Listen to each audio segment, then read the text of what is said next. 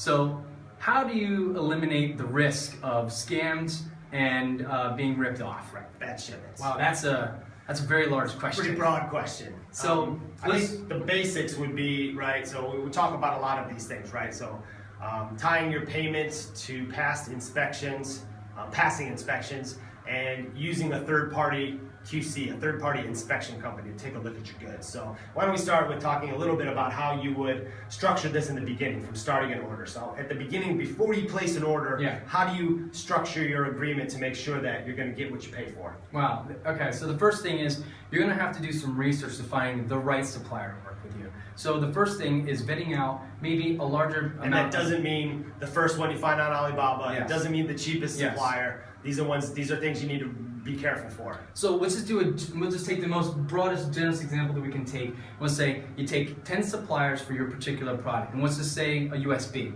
So you find 10 suppliers that kind of meet your requirements, and after talking to them, you want to make sure that first of all, you can get a sample of the good, right? And when they get the sample of the good, it actually is what you want. Right, you're testing it, you're making sure it performs.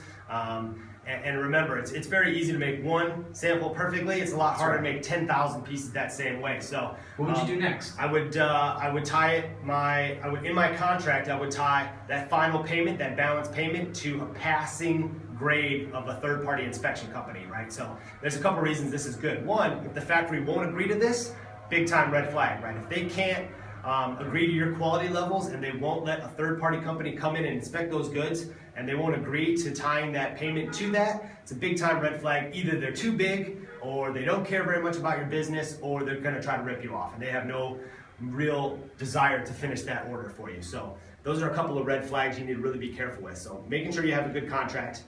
And the short answer to this question is you need to fly to China and visit the factory, look at the goods yourself, talk to the factory and see kind of what it is. Open those boxes up, make sure there's 10,000 pieces there, right? Not 8,000, right, or whatever. So it's very important to, if you're not going to be physically on the ground in China, you need to have somebody on the ground advocating for you. Which would be a third-party quality inspection company.